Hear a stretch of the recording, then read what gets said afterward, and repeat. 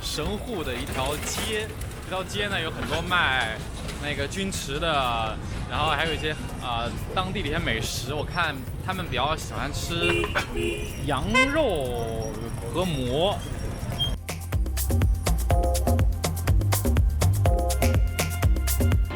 银梅可乐，好好喝。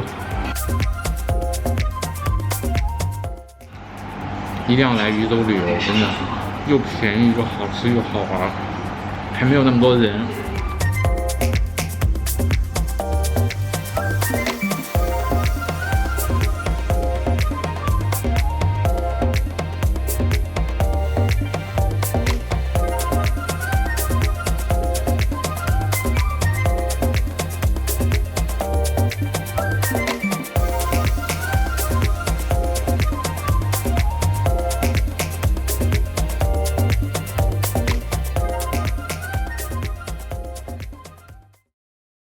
大家好，我是夏军，现在来到了渝州的神后古镇。这边呢生产一种非常著名的一种瓷器叫钧瓷，我们去看一看制作加工的过程到底是什么样子。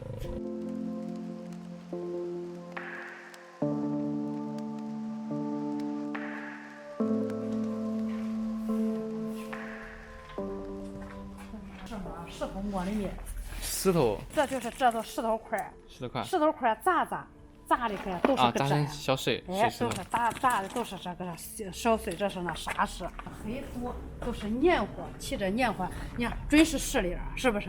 没有这调和着，还是的，粘稠度嘛，没有粘稠度这是一种黑土，这都也是石头，这都也是石头。这个啥？这是长石吧？这一种是这硬土啊，就刚才看那个不是，这是又一种，这是又一种是硬土，这是硬这白土，这是一种白土，这还也是一种，主要是性质硬，这一窝是性质先还弱一点，都是十几种原料，我的天，那么多！原料按比例，哎，100斤多少比例，1000斤多少比例的比例可以装到这里边，全部搁里头打一天一夜，最低20-30小时。3小时啊，30个小时。打碎。打成这样的形式，是吧？一下打的搁这是我姜，这粉，这不是磨出光油的，哎，磨出可光，这都能手感都能可体现到这姜稀稠。哇！你摸摸，可光滑的石子儿，那你像那些石子儿搁到一堆儿，你看摸着多光滑。哎，这是模具啊。整到这了以后呢，它就通过这吸收嘛。2个小时以后呢，把多余的姜从那底下有个印儿，底下有一个洞啊，有个洞，有个印儿，一去啊，它多余的就会留下来。哎，对，都留下来了。留下来了以后还是稀糊了。还是稀糊的，稀糊再延长2个小时以上，晾的更是实力了，再给取出来放到这个，上一天一夜，第二再开始关蒸。这弄这了以后了，这不是往这留一物质一起。里面是那个磨的空的，那个模芯。这是用石膏做的是吧？这是用石膏做的馍。石膏做的馍。这个麻粉多少道？你看每一个麻它都有4条墩儿。这个麻坯是单独一个模具是吧？哎，都是嘛，这都是所有多好些零件往一坨组装的。组装的一块。这是零件。所有这多少零件这是麒麟上的零件。这是麻上的零件，都是往坨组装的，一点一点往坨按组装的，组装了再往顶上再粘。一般的这种老师得做多少年才可以？最起码得学习的10多年。你再晾干水分。这缝儿必须得是这白。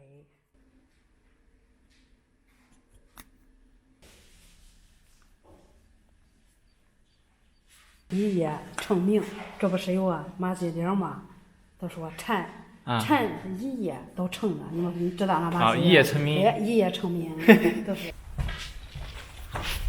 烧了一遍，这是。对，烧了一遍了了。啊，这里边烧一遍了，这不是这全部是缸里头全部都是釉色。釉色。啊，釉，这已经都是烧好的，烧好的你看手这各种各样的器型。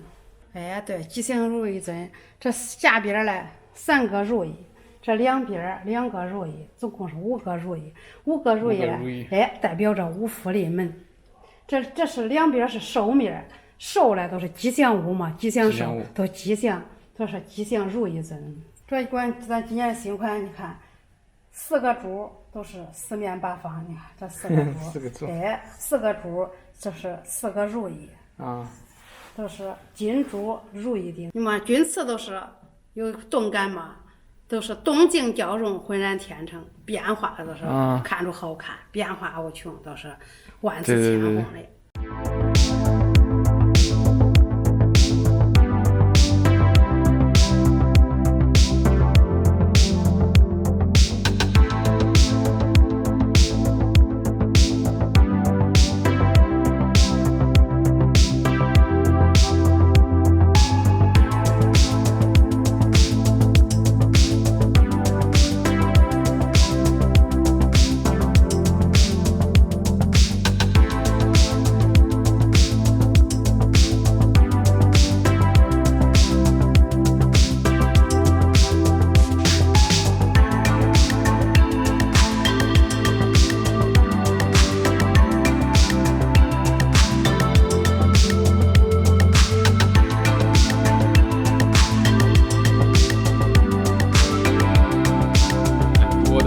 真的古代的东西遗留下来的，没有被修饰，没有被去改变，所以我觉得如果大家喜欢一些古建筑啊这种比较老的一些东西，这边随处可见，北京都没有这么多，真不夸张。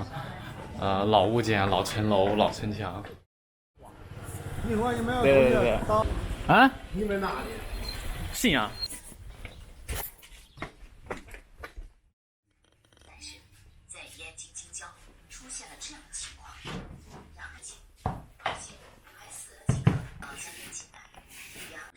你做了多久了？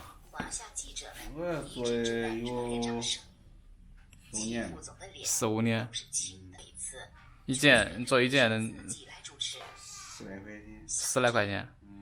刚才我在地摊上买他那，就是门这户，在门口摆地摊，他那30-40块钱，30块钱，那都是次品哈。不多好。这是已经磨好了吗？这已经上好釉，上好釉了。这种上好釉了以后，它烧出来是啥颜色？这种烧出来那产品都是类似于你拿杯子。我拿那种杯那种。这种是已经烧过一次了。是。那这种呢？也是瓷化，这种浆头一次烧700-800度叫它瓷化，然后才能上釉嘛。如果直接拿杯，然后一沾着水，它是不是都泡了碎了？一般要烧几遍？一般都是烧2遍，800度是瓷化，第2次。然后到1300度，每个产品都经过1300度高温。它如果达不到这种温度，这种釉色效果它都出不来了。以前用炭烧是吧？有煤烧、气烧、炭烧，还有柴烧。这钧瓷分这四项。有啥区别呢？这炭烧成品率最低了。它是温度低是吗？不是，它温度必须得烧到真格。但是你看这个装100斤的，这窑里头烧，它会能成70斤。然后炭烧装100斤，它会成5斤、10斤，最高10斤成不了。炭烧成品率最低，然后都是开始柴烧。现在的壶价格都降下来了是吧？不是壶降下来，这气儿烧本身都是这平常价。最贵都是还是什么手拉胚的。这有块壶，因为把你这样拉出来的作品，这是最贵的。我们这里主要是钧瓷只能用我们这里土，外地的土用不了。现在的土拿到我们这里做不成，看到温度都低，我们这里温度高。钧瓷以前形成的方式都是以这笨重为主，他们那里土只拿到我们这里一做，这壶也看着圆的，它都人家土它达不到这种硬度。你要温度一高，它这是不是？它如果它土不中时，你说壶也看直的，这样都烧残了。这板要它干啥？这都是往上面摆东西的嘛。让它摆东西。这是瓷的哈。这不是瓷的。铁。这不是铁，一种石头。耐高温石头。从那边。这都是窑炉。这没多大呀。对。小的很呀。有大窑有小。有大有小。对。这一下少不了多少个吧？大概上几十套。几十套，这个得多少钱买啊？这个机器？这不是，这是用的高墙砖，然后我们都是用我们这里土方嘛，自己这做的药。啊，里面是土做的呀？不是砖，它是耐高温的，耐高温的砖。高墙都这样。啊，这种砖。对，这很轻，这是没来对，这个轻的很。这属于是气锅，这烧如果烧成药的话，大概需要2罐气。2罐气。这一罐气得多少钱？这一罐现在是大概是300多，300多。哇！你光还不说这各方面成本。对呀。如果要你烧好的话，你肯定会，你觉得哎这烧药很有文化嘛，很挣钱。如果你烧的不好，烧不好，这医药成本好交。你们这一年，你这大概能挣多少钱？几十万？大概一下。这我们任何人都不敢保证，这都是不敢保证。火里面求财，我们这都是医药里边求财，任何人不敢保证。如果就是把我们这里最出名孔家荣人家大师是吧？他不敢给你保证这医药都上得非常漂亮。任何人都不敢给你保证这一种东西。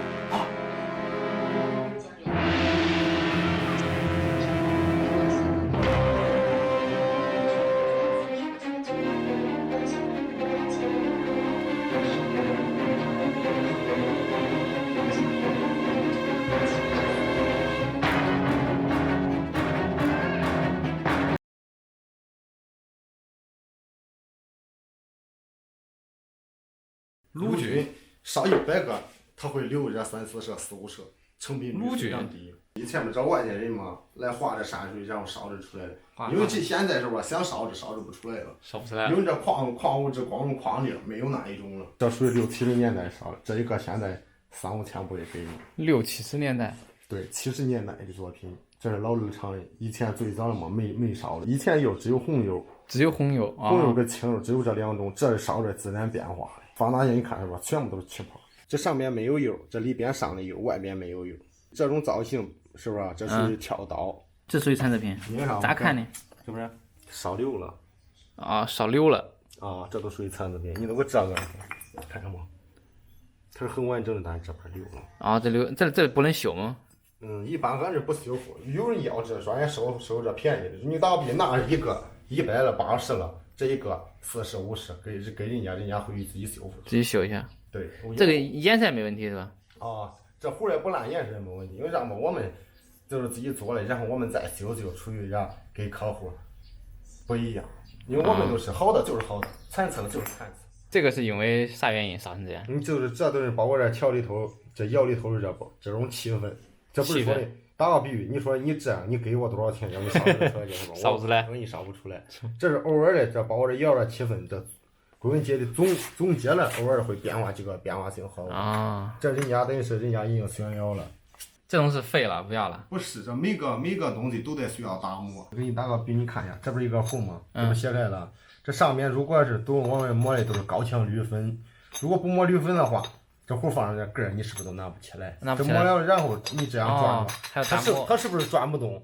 这那是磨壶机，必须得给它打磨，磨了一转，这不是一转了，类似于你有这个活儿，你那个一打磨了，你这装的非常顺啊。拉平啊，把它磨平，就是这是金刚砂。金刚砂，对，这金刚砂都是咱平常用的纱布那得的一种。哦，这纱布上面的那一层，对，那一层都是金刚砂。金刚砂。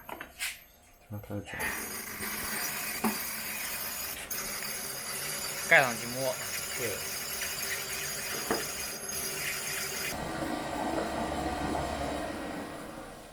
啊，这都没声音了。啊，对，是不是？这然后抹了了，你会儿还得洗刷嘛？你看这样。你按一下它就不出水了。对，这壶都是一样密，这都是做壶的一样做密封。